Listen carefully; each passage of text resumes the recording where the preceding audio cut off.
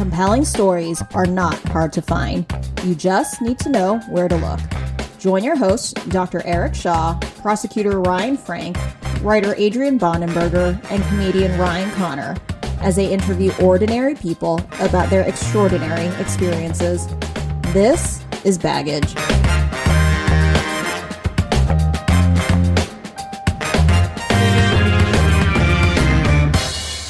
All right, everybody. Well, welcome to the Baggage Podcast. I'm Ryan Frank. With me, as always, is Dr. Eric Shaw and Adrian Bonenberger. And back with us is comedian Ryan Connor, which, Ryan, congratulations. Top trending comedy. How do I label it? Top comedy special on Amazon. That's amazing. Thank you. I know. I wasn't expecting it. Yeah, that's incredible. I mean, Nate Bugazzi can suck it. Right? Yeah, and well, I love Nate. He's great. I'm sure he's great. He's a great guy and a great comic. And you said his name wrong, so I think we're in the clear anyway. No, no one thinks that you actually have any malice toward him. I think we're good. I'm pretty confident he's not going to listen to this either. Yeah, so it's fine. Almost as impressive. That was the best intro you've ever done. There was no stops, you no nothing. It. It's our only one take intro ever. Yeah, that is true. Well, Meghan had the impression that we were professionals, so now she doesn't. Thanks for breaking down the fourth wall there. But this week we have Meghan. She has a bachelor's degree from Virginia Tech in biology. Go Hokies. The concentration. What's that? Go Hokies.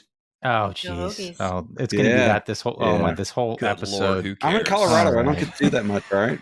Anyway, in biology, concentration in microbiology, followed by a master's degree in biodefense at George Mason University, where she studied organisms that could be used as bioweapons. PhD from George Mason in microbiology and infectious disease, with a postdoctorate fellowship at the FDA, and then she joined a large clinical laboratory where she's progressed from associate to now senior director. Now, I said all those words, Meghan, and I don't really understand some of them. So if you could please tell us, maybe better than I can describe, what your profession is. How would you describe it? So in short, I'm a laboratory director. So I'm a person who spent a lot of years in school learning about all different types of germs and diseases. And now I run a clinical testing laboratory. But I wear a lot of different hats. So I also do research and development. So we create new assays, and it's ultimately a corporation. So also involved in the business part of it, how we get the test on the market, deciding our strategy, things like that. But at the heart of it, I'm just a big nerd who likes bacteria and viruses. Viruses. How much of your career, what your day-to-day work is involved with dealing directly with viruses and other infectious diseases? 100%. So viruses, working with viruses, the majority of what I do. So I specialize in molecular biology. So when you think of microbiology, you think of the plates, like the agar plates, where you're growing bacteria up. That's exactly what I think about. I did that years ago, but I transitioned over to molecular biology a long time ago. So now I do things like PCR, which 5 years ago, I would have to explain what that is. Now everybody is slightly familiar with what PCR is after the pandemic, but it's a way that we take very small amounts of DNA and make tons of it so that we can detect it. So that's what I do. Mainly what I work with are viruses, some bacteria. And I've progressed to the point where I'm not always in the lab every single day, but a good portion of my time I'm down there, overseeing things in the lab. Let me ask you about what your day-to-day life was like in, let's say, January of 2020. What was normal for you? So in January of 2020, life was pretty normal because we, myself included, did not think COVID was going to be a big thing. COVID is a type of virus called a coronavirus, and there are lots of coronaviruses. The common cold is oftentimes a coronavirus. So I thought this was going to be a flash in the pan. There would be a bunch of cases, but by spring it would be gone. And I was just as wrong as everybody else. But in January, life was pretty normal still. I actually traveled out to California. I went to a meeting there. I was on an airplane. Nobody was wearing masks. It didn't really start to get weird until around March timeframe. And then that's when everything got weird. Now, as a layperson watching the news and watching like, oh, there's this weird thing that's a problem in Asia and Asia only, I feel like it was within the span of a couple days in the United States where people started entering freak out mode. As a scientist, did you guys have more of a heads up? Were you concerned a little earlier than the rest of us? How did that pan out? Yes. So we started hearing things around the January timeframe. That's when we started hearing about this weird organism. We started to have people reach out to us from the CDC, talking to us about it. We started thinking about, okay, what would we have to do if we brought up an assay? We started. You said assay a couple times. I don't what think is I know an what that assay? is. I've been thinking about it for 5 minutes. It's a test. So a test. Okay. So when you have your nasal swab taken and you send it in, it's just another word for a test. So we started thinking about what we would have to do if we were bringing in a test, and this was all starting around the January timeframe. We were going through the motions. I didn't seriously think that it would come to anything, but I remember exactly where I was when we got the phone call of, we're bringing up a test. This is a thing, and we were going live. I was actually in a meeting in New Jersey when I got that phone call telling me, you need to come back. We need to start this process ASAP. From a little different standpoint, Ryan, actually both Ryans, you've met Chris Jones before. He's one of my best friends. He's an ER doctor. Mm-hmm. And him and I were in Breckenridge in March of 2020. And we're watching the news and we're hearing everything. And we're like, this is happening. This is real. And we're trying to talk to our wives about it. And my wife is like, you're an idiot. There's nothing's going to come of this. Like, you're fine, or we're fine. And the two of us are sitting on the side of, or in a bar in Breckenridge, panic buying on Amazon because we have nothing stocked up. And so like I bought like 50 pounds of rice, 50 pounds of beans, all this stuff. And Becca's like, why are you doing this? And I'm like, just in case. And she's like, just in case of what? And I'm like, just in case. And by the time we were leaving Breckenridge, my friends were sending us pictures from Denver with like the stores completely bought out. We'd kind of missed the boat on that one. And so we went into the city market in Breckenridge, which had not been picked over, and filled, even though our car was full of ski stuff, filled every last like nook and cranny with like canned goods and anything we could stuff in to try to get like back to it. And then once we got back in town, from like a clinical standpoint, my own partners and staff were like, you've been in the mountains. That's where everything's coming in. Like, you may have to quarantine at home. I'm like, yes, another week off from work. And then they were like, no, you just have to wear a mask and be careful. And but like, it was, I think maybe a week and a half after that, like the shutdown started. So Meghan, did you like quietly go in the grocery store like, I'm going to stock up. No one knows. Get a little heads up on everyone. I didn't. I did stack up. I stacked up at the same time everybody else did. I didn't really have a head. I mean, I had a heads up. I probably knew before the general public, but there was just a part of me that really didn't believe that it was going to be as bad as it was. Just normal virology would make you think that once the weather got warm, it would go away. So I thought we might have a couple months where we had this virus going around, but by April or May, it would be gone. I even posted something on Instagram where like it was right when our children's daycare finally closed down. Mm-hmm. And I posted something and I was like, take it from me, I'm an SME in this. This won't last long, and mm-hmm. This is just, it's unprecedented. It's something that in the past has happened like once every 100 years.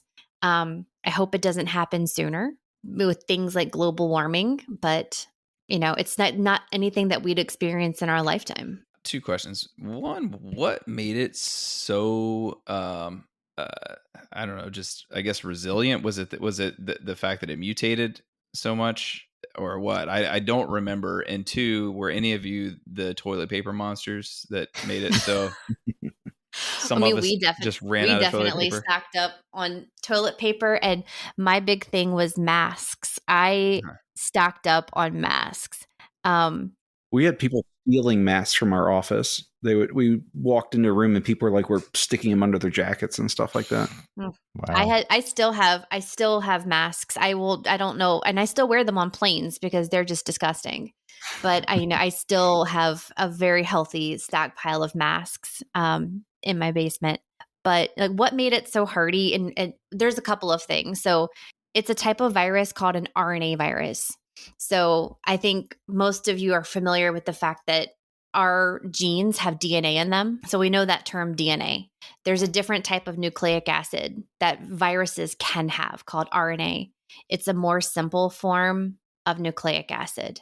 And any kind of virus that's made out of RNA, when it replicates its RNA to make a new copy of the virus, it makes a ton of mistakes.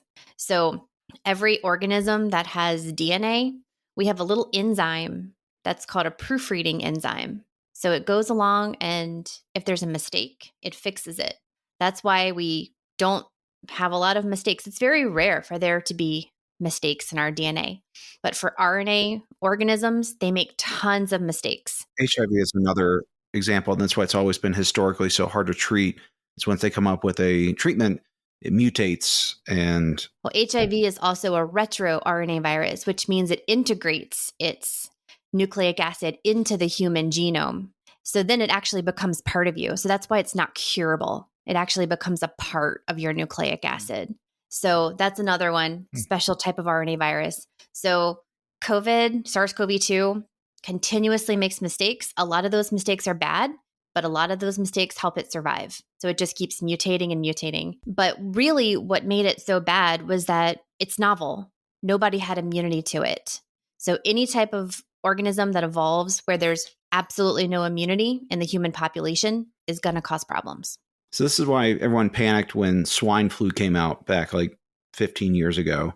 It was similar, but our population hadn't seen that type of it before. This was worse. This was something where no human had ever been exposed to this type of coronavirus before. So it was just like throwing a match into gasoline. Well, except for the humans at the Wuhan Institute for Virology, the several of those that were, I don't know if we want to get into that. I'm joking, of course. I would mark the time 14 minutes. I was like, hold it. No conspiracy theories. Hold it. I want to get into all that too. Obviously I think we're on the same page with our take on that, but this is conspiracy theory adjacent. How bad was it? Because I still talk to people today that are intelligent, educated people that believe it really wasn't that bad when it started. It wasn't that big a deal and maybe kind of overblown. How bad, we know now, 2024, we know what we know now. How bad was it in March of 2020? How serious should we have taken it? And was the panic justified by any degree? Well, I think it did not have a high mortality rate. So when you look at the numbers, it's not a virus that caused a high amount of deaths when you look at the number of cases, right? A lot of people died, but in comparison to the total number of cases, there are a lot more deadly viruses out there than SARS-CoV-2. I think where it got bad was that a lot of people needed hospital support. And what happened is the hospitals were overrun. And so people needed to access the hospital for other reasons. So you had people who needed to go to the hospital for a heart attack, for a laceration, for a car accident, who couldn't get into the hospital because it's overrun by COVID patients. So I think that's where it would have been great if we could have done a better job at controlling the spread. But the reality, looking back, it was just handled so poorly. I think there was a domestically or globally. I think both. I think we lost a lot of time in the early stages trying to cover it up. So I think in the early stages, China tried to cover it up. yes. So I think we lost a lot of precious time in the very beginning. But I think that trying to control the virus by telling people what they can't do and confining them to their homes is not a good way to do it. People don't want to be told what to do inherently. And so I think it kind of backfired, right? I think it made people more likely to want to not listen to what public health officials had to say. I want to ask you about your experience. Everyone has like a shared trauma from COVID. I'm a prosecutor. How do you prosecute cases? How do you keep the court system going? Eric's a doctor. You still have sick kids, not COVID related, that need to get treatment and go through checkups. Ryan Connor. I think it was pretty great for Ryan. Fantastic for me. I mean, I lost a friend to it. Oh shit! I'm sorry. Aside from losing a friend, fantastic time in my life. That's another thing too. But when people have comebacks about like it wasn't that big a deal, I'm like, I know several people. Thankfully, none of my close relatives or friends or anything like that. But like once removed, I know several people that died from COVID during the pandemic. I don't know anybody that's ever died from the flu. I've never met anyone that's died from the flu. So it feels like it was kind of a big deal. But now with some time passing by, I feel like the public's like, oh, it turns out it actually wasn't something that we really needed to be worried about. Worried about. Yeah. I mean, it's like Meghan said, it's the hospital overflows. I mean, the other factor too, more people died of COVID in kind of the 2 to 3 years that it was a problem than all American soldiers died in World War II. And we can all say like that was a worthwhile sacrifice, and we banded together and got together and worked together on that one. But with COVID, it's like, oh no, it wasn't that big a deal. But no, over 1 million people died. Yeah. I mean, a small city's worth of people died in New York City alone. New York City is what I think about when I think about, if I ever find myself questioning how bad it was, that a lot of people died in New York City. Now there's the argument that there's the comorbidity. Some people were going to die that year or in that time period because they had some kind of terminal illness or something like that. And COVID essentially shortened it, or they got COVID. So they just marked COVID as the cause of death kind of thing. But it still seems like the numbers were higher than average. I think the life expectancy went down just a tick or two, during that period too. So that generated a couple questions for me. I want to get back to your experience, but first of all, why not now? I had a coworker just told me today, like, sorry, over the weekend I had COVID. I didn't freak out about it. 3 years ago, I'd have been like, get out of my face. Mm-hmm. But now it was really bad strep. I got a test just in case. Turns out to be COVID. We are all a lot more comfortable with it now. What has changed? Well, I think first of all, it's endemic now. So the virus itself, it continues to mutate, but we as human beings have changed. The vast majority, I think the last numbers I saw were something like 98% of people have either been exposed or vaccinated against COVID. So if you do serology studies and look for antibodies, over like 98% of people have antibodies to COVID. So that means any type of disease that we get is less severe than it was 3 or 4 years ago. So I think we're handling it better. And I don't know. I mean, I don't know about you guys, but there's only so much time in your life you can live in fight or flight before you just completely shut down. It's like you just have to get over it at some point and live your life and not be worried all the time about catching a disease. Now I want to get back to my original question, your experience. So COVID hits, lockdown. What are you expected to do at your job? Did you have any downtime? Was the lab ever shut down? That kind of thing? No. So the lab never shuts down in the first place. So it's 24/7, 365 because we're serving patients. We're open every holiday. But this was, unreal. So it was literally from the time we got the okay that we're bringing up testing, it was working 7 days a week. It was doing the R&D to bring up the test. Then we had to bring up the test in my lab in Virginia. then I was in charge of bringing up testing at several of our other labs across the country. And then on the weekends, it was helping process samples. We got more samples in for testing than I've ever seen in my entire life. I remember just walking into the lab, and as far as I can see in any direction, there are samples. We were stacking them on racks, and they were just up to the ceiling. I had never seen anything like it, and I didn't know how we were going to get through it. And we were getting phone calls, I need this patient's sample prioritized, and just heartbreaking stories. So-and-so is in the hospital. We need this. First responders, we need these testing done so that they can get back. I mean, we had nurses, firefighters, police officers who were symptomatic of some kind of respiratory disease, and they needed a negative COVID test to continue getting out there. It was absolutely unreal. And I remember Easter Sunday was the first day from the start of it that I didn't have to go into work. I had 3 conference calls that day, but that was the first day since the start of COVID that I got the day off and didn't have to go into the lab. Before we had the very basic nasal swabs, they had the nasopharyngeal version of it, which did any of you guys have to do that? Yes. Explain what that is more. I might have. Twice a week. Jesus.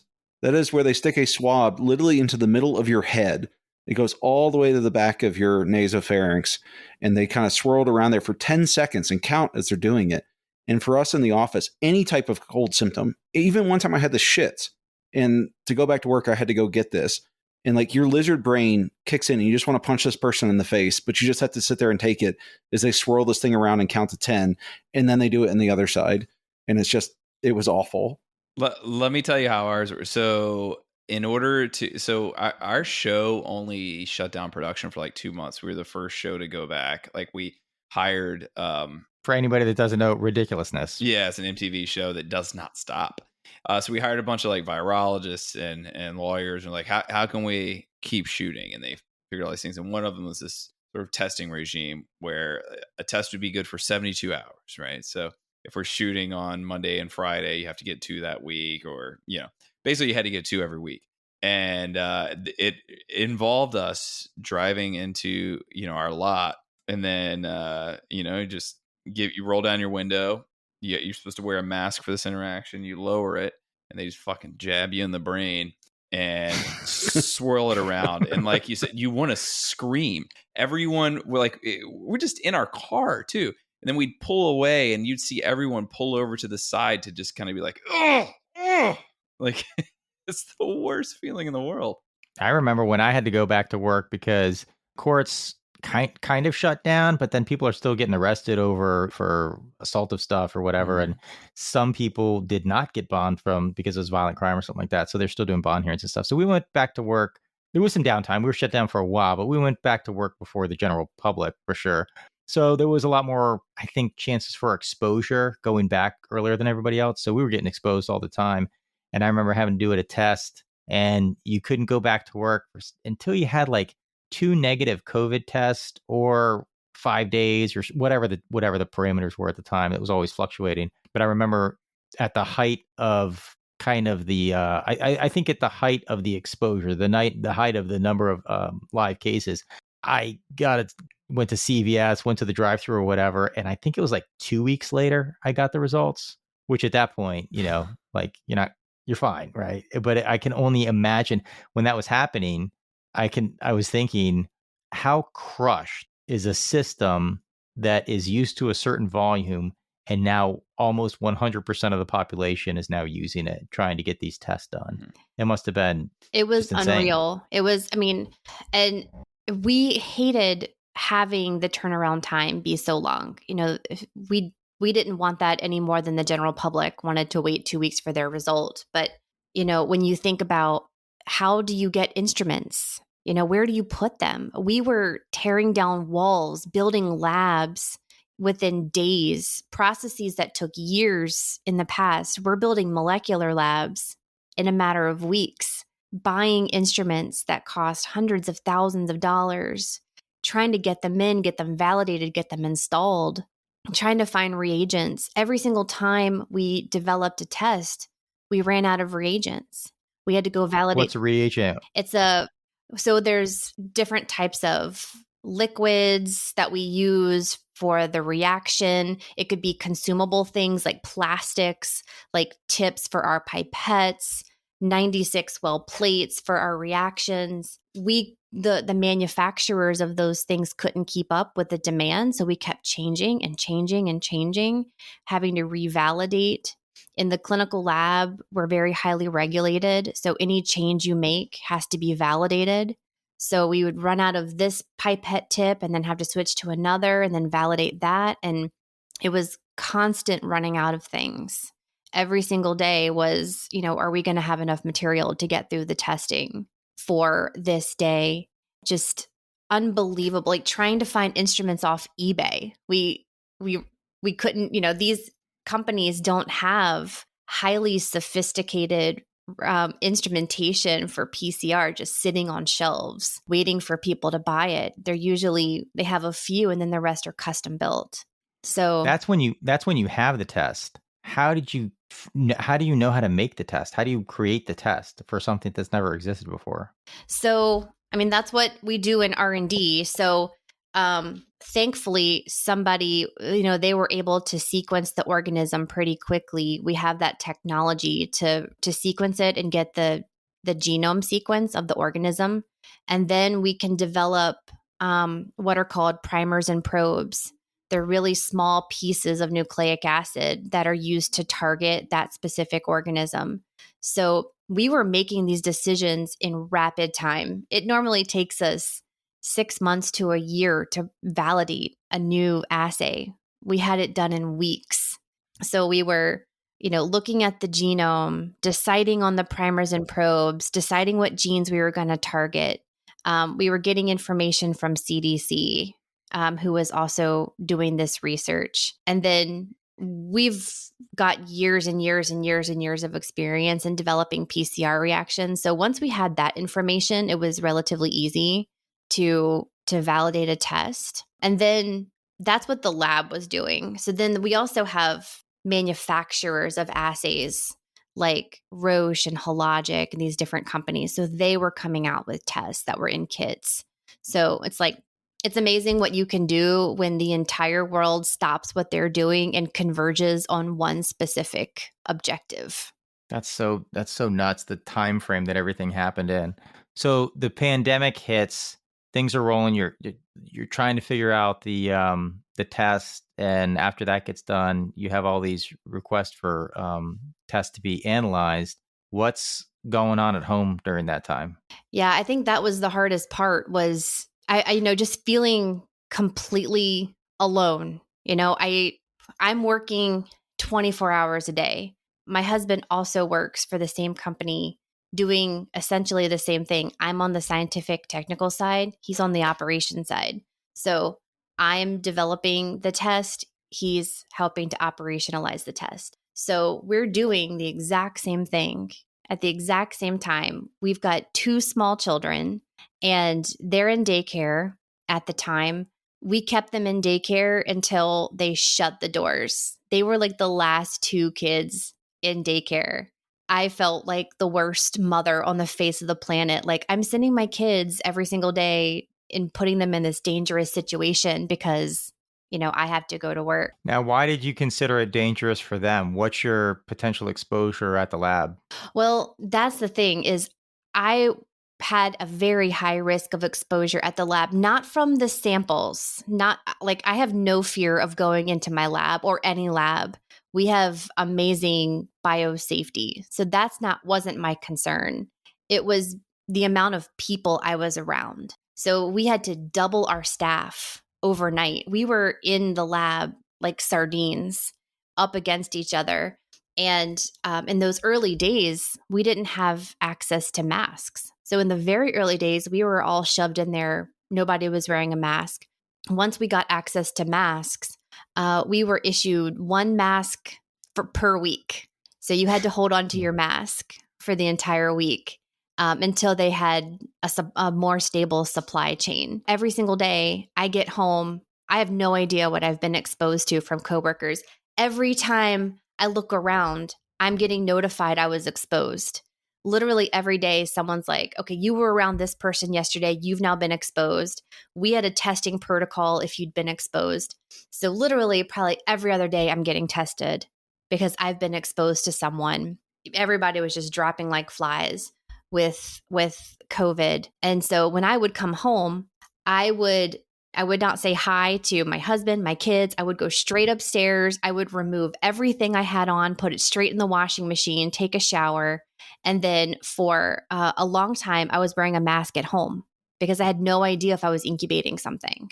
I didn't want to give it to my kids. I knew people that were staying in campers in their front yards and things like that, or sleeping in the basements and staying away from their families basically for weeks on end. A lot of healthcare workers who were frontline with the patients. You know, I was one removed, right? I'm not right there with the patients. I'm with their samples, but I'm not with them. But the doctors, nurses who are treating these patients, a lot of them stayed in hotels because they didn't want to bring something home to their family. And, you know, I think that where we live, I don't have a huge village to help me. But I know in most cases, I can call my mom and she can come up and help me if I need it. But I couldn't, right? Because that's the most vulnerable demographic was people in our parents' age group. So during all this, I couldn't call my mom and say, hey, can you come up and help me watch the boys? We're totally on our own trying to do this. I mean, it felt so isolating to have absolutely no help from anybody. How long did you live in that space? I mean, a long time, months and months and months. Probably the first year. Yeah. I mean, anyone that was healthcare was at least the first year of doing that. And I feel you with the parents. Like both my parents were here very close, and we would go to the dog park together and stay 10 feet away from each other. But that was the extent of like our interactions. I was much more worried about me. I was never worried about me getting sick. I was always worried about getting somebody else sick. That was my biggest worry. That was me too. I just didn't want to be the cause of somebody else getting sick. You know, we had a very close group of friends that helped us survive the pandemic because we would all get together outdoors. So we would meet up at different wineries and breweries and we would hang out outside. And I think that helped keep us sane. But other than that, you know, one thing that I remember the most about the whole situation was in the very early days when everybody was shut down. Only essential workers were out. I don't know if you guys remember, but there was a curfew at one point. And like our lab was distributing letters that basically said that this is a healthcare worker, this is an essential person. They're allowed to be out if there's any type of curfew. So we had to carry that with us at all times. But I was coming home from work one day and I was on 66 and I was the only car. It was rush hour, you know, it was like 5 or 6 o'clock and I was the only car on the road. It felt apocalyptic and I felt like the entire world was closing in around me. I felt like everyone's relying on me. Like I have to get it together. I have to be at my best because everyone's depending on me.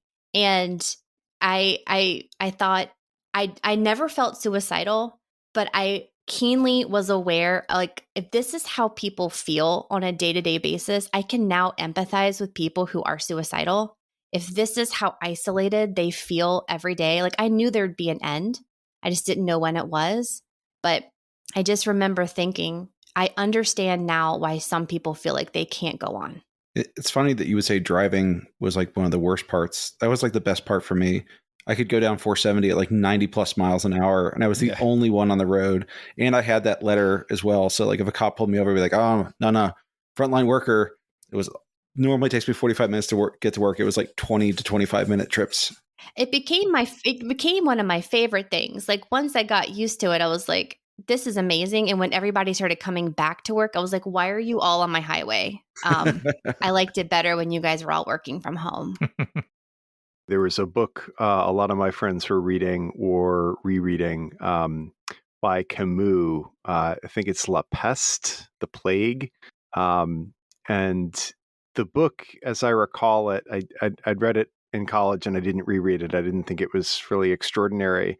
Was more about, I think it was kind of like an allegory for Nazism, because Camus was writing either during the Nazi occupation of North Africa or shortly thereafter. But he does talk about that alienation and the kind of psychological component of not being able to speak to other people. I think in that case, because it's also a question of not want, like the idea is the plague in this case. I mean, there's a physical plague in the book. People actually get sick in the book, but that's the allegory for, fascism.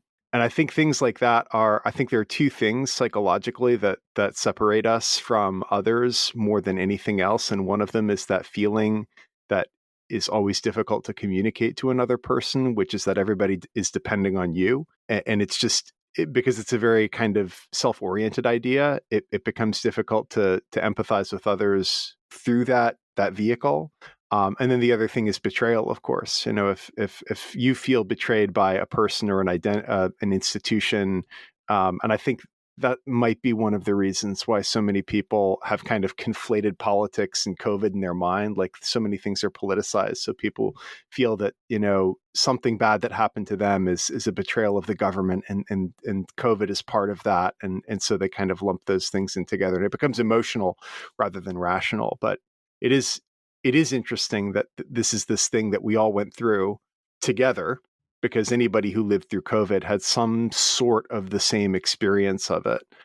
And we were going through it together, completely isolated. And the isolation is actually that sort of togetherness mechanism. Comment, not a question. Meghan, I have a question for you, because I'm just curious to see how the scenarios that you had played out.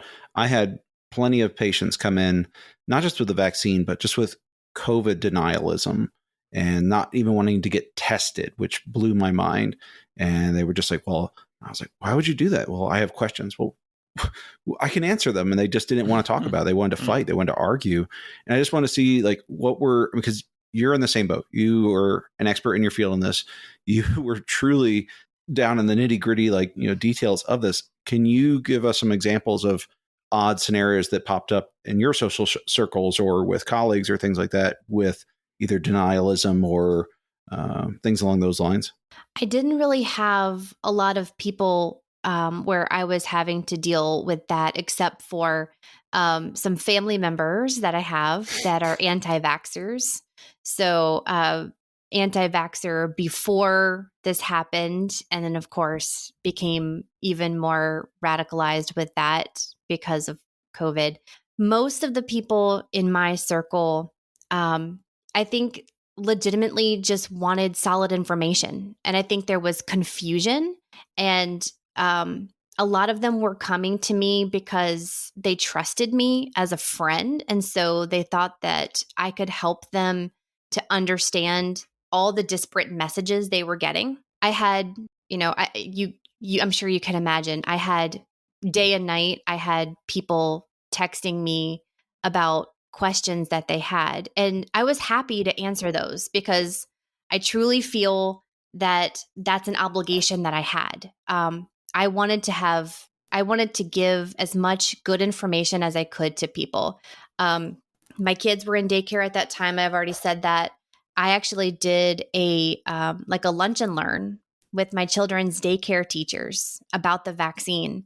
And I taught them how the mRNA vaccines work. And so that they would have less fear about it, and they could hear it from someone that they knew and trusted. And because of that, all the daycare workers at that particular daycare, they had 100% vaccination rate. Wow. Whereas others in the area had a few, and every single facility that would refuse to get vaccinated because they were fearful of it.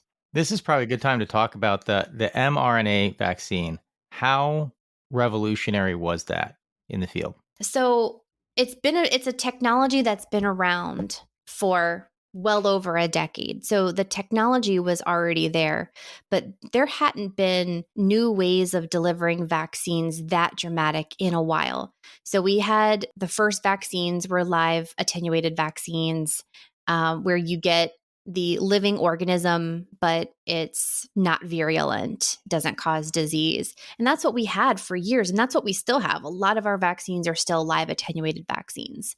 Then we started with recombinant vaccines, like our hepatitis B vaccine is made from recombinant DNA, where they clone fragments of that organism's DNA and then express the proteins. And then they will inject you with the protein itself. That's how vaccines work. HPV vaccine is also another one that's recombinant DNA vaccine.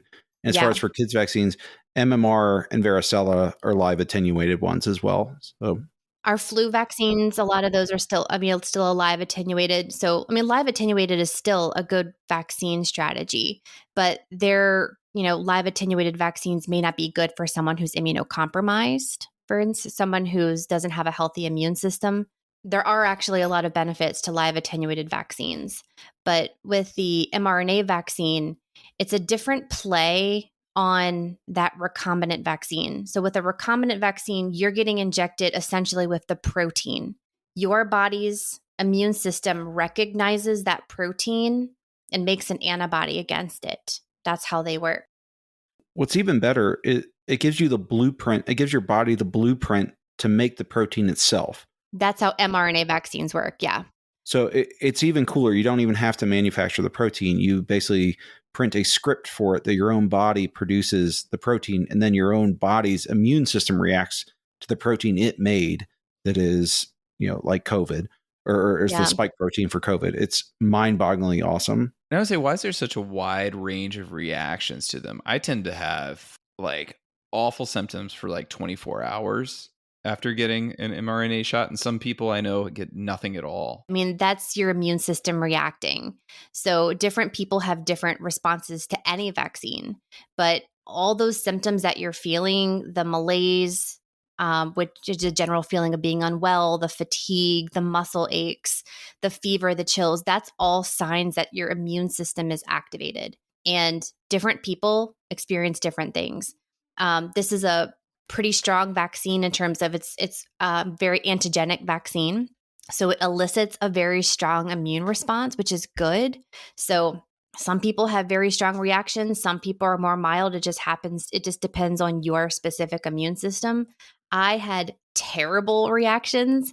I was underneath like 8 blankets sitting by the fire with chills. That can happen really with any vaccine. It just has to do with your immune response. Did you get COVID during all this? Did I get COVID?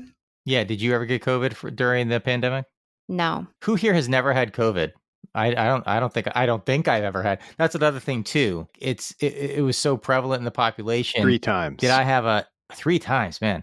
Did I ever have it and just it was so mild I didn't even bother to get tested? Who knows, right? So that's a possibility at this point. Not just possible, that's probable. Right. That's what I think. Probable. Yeah. I tested myself anytime I had the slightest sniffles. So I don't have any evidence that I had it, but I should have. I was exposed so many times. I traveled once to California with a coworker, landed in Los Angeles, drove to San Diego. We were in a rental car together for over an hour. The next day, he tested positive for COVID. I was sitting next to him at dinner, sat next to him for 8 hours at a meeting and didn't get it. So, and that's just one of many times. I actually, during that time, I flew home early because I was convinced I was going to get it. That kind of exposure, I should have gotten it. So I flew home early from California because I didn't want to get stuck. This is back when you were getting tested at the airport, to fly. So I didn't want to get stuck in California. So I flew back the next day, immediately came home and quarantined myself and never got it. I'm not sure if the CDC has weighed in on it yet for this new vaccine. Are you only supposed to get it if you're over 65 or have some sort of comorbidity? What do you mean what are you talking about new vaccine? It's just for some new variant. I don't know. I heard yesterday just in passing that if it's not a new vaccine, it's just an update. And they said if you haven't had one in the last 4 months, if you're over 65, you should definitely get it. But I don't know. I have asthma, and I've had COVID really bad. So I'm just I mean, I get the boosters fairly often. I mean, at least probably once a year at this point. And Moderna is working on a vaccine right now that's a COVID flu vaccine. It won't be ready for this flu season, but probably by next flu season. They're already pitching us to basically put in orders for like next round. Oh, it sounds like they're confident it's going to be ready by then. Yeah, they're in late stage trials, so I think they're pretty confident. I mean, they're not going to make it for this year because they still got to manufacture it. But I think they're pretty confident for the next year. Do people in your field even care about that? Like the debate of, was there an accidental lab leak, or did this actually come from animals at a wet market? Like, is there any sort of practical reason to care about it? There are people who have talked about it, and plenty of times that me and my coworkers have talked about it. Is there a practical reason to care? I think there are practical reasons to care. I mean, if it was, say, released from a lab, I think that has repercussions for labs everywhere, right? Especially ones that are doing high containment research. So I think that there would be repercussions on the scientific community if that were to come to light. You know, I think that deep down, a lot of people want it to have been leaked from a lab, because if it just randomly jumped from an animal to a human, I think that to people, that means it could happen again. It also fits a political paradigm that a lot of people wanted to hear as well. Yeah. They wanted to hear it was an accidental lab leak so they could have someone to blame, and so that there could be corrective action so that doesn't happen again. It's much scarier to think it was a random act of nature that could happen again at any time. But that's the reality. I mean, right now we're dealing with, I don't know if you have seen in the news, there's a strain of influenza going around called H5N1. It's a very dangerous strain of influenza, and it's been found in dairy workers. There was just somebody in Mexico who died of a strain called H5N2. And if I was going to put my money on a pandemic before COVID, I would have put it on some weird strain of flu. So, I mean, really, that's what worries me. If we have one of these really bad strains of the flu, like the 1918 strain. To expand on why that's so problematic, at the very beginning, she talked about mortality, but she didn't use the term morbidity as well. So COVID had a really low mortality rate and a kind of a modest morbidity rate. Flu has a very high mortality and morbidity rate. And so if you get a new novel strain that kind of crashes into a unprepared populace, it will wreak havoc. And the Spanish flu was a perfect example of like how bad that could be. And that's not if that's going to happen again. It's just when. And in addition to that, I mean, you were dealing with populations in Europe and the United States that had been somewhat depressed from years of war and malnutrition. And there were these other, in addition to being a very dangerous virus or flu strain, people were sort of momentarily historically ill-equipped to deal with it with their own immune systems. Not that life was like great back then either. I actually just bought a two-person crosscut saw. So me and my son like go in the backyard for 15 or 20 minutes each day and hack away at logs. And he's like, how did people do this? You know, like America cut down entire forests with like people with like just two-man saws just going to town on a thing. I'm like, yeah, like 1918, you had settlers doing that all day and hauling water from a well, and you get sick with the flu, you're going down, you know, you're not well fed, you're exhausted. So I imagine, I don't know, I one would hope that, you know, that would provide us in the developed world anyway, with so long as the supermarkets still have food in them, with a measure of protection. Well, the 1918 flu was actually the 1918 flu was actually very strange. It was a highly antigenic form of the flu.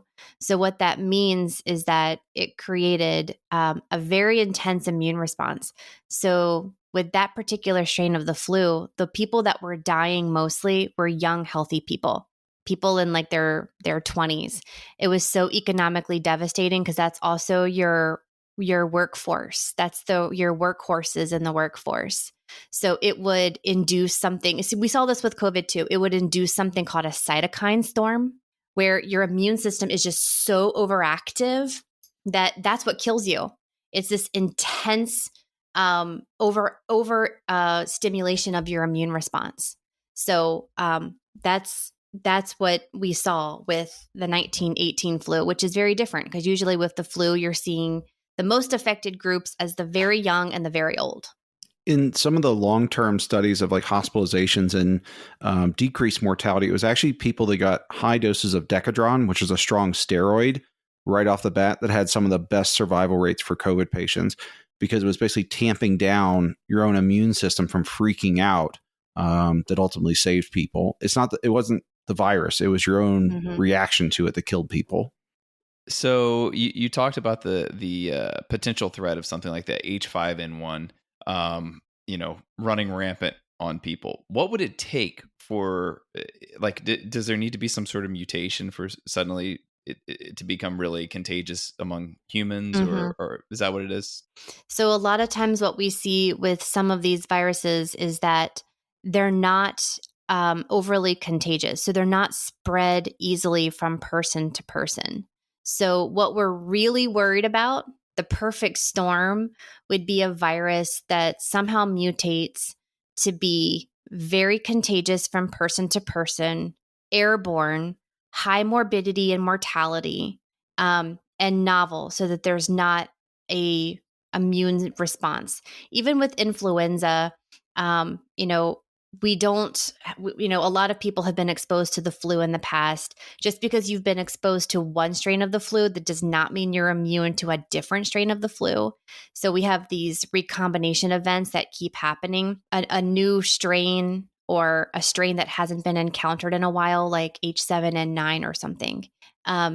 If those became highly contagious person to person, that would be very scary. Imagine something like COVID, but with more like a 30 to 40% mortality rate. The nightmare the nightmare scenario of COVID is it's very contagious, highly contagious. It's one of the few truly airborne illnesses out there.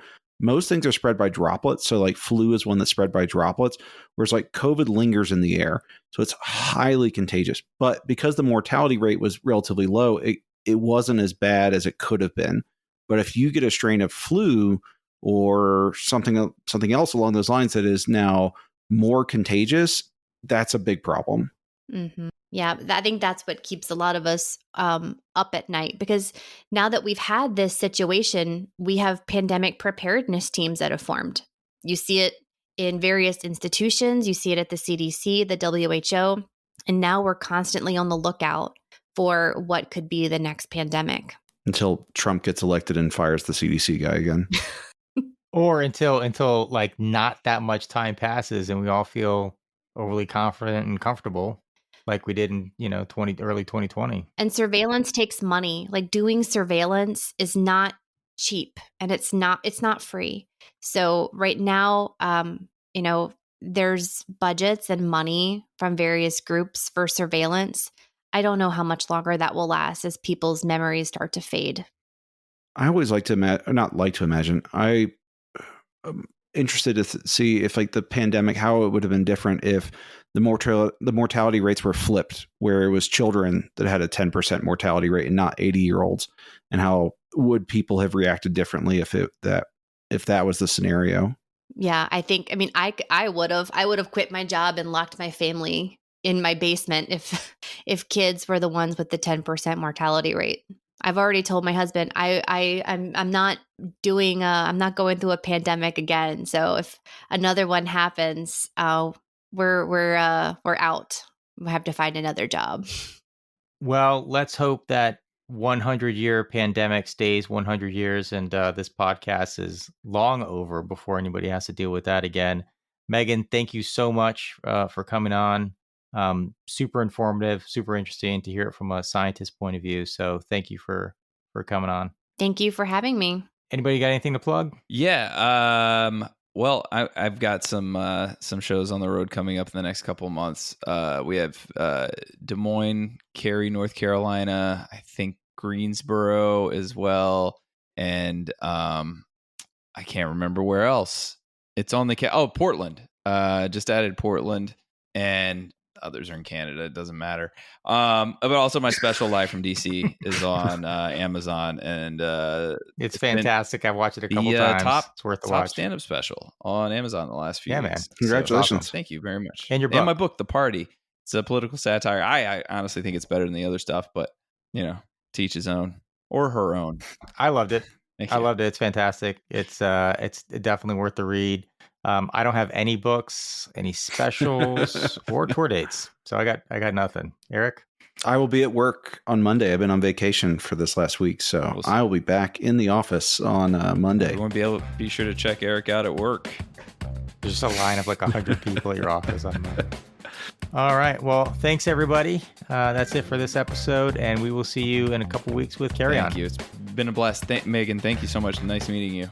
Very interesting. Thank you. Nice to meet you guys. Conversation. Thank you. It's hard to come up with the last No, words. I mean, this isn't even part of the podcast. I'm just being, this is like, just very interesting. Thank you.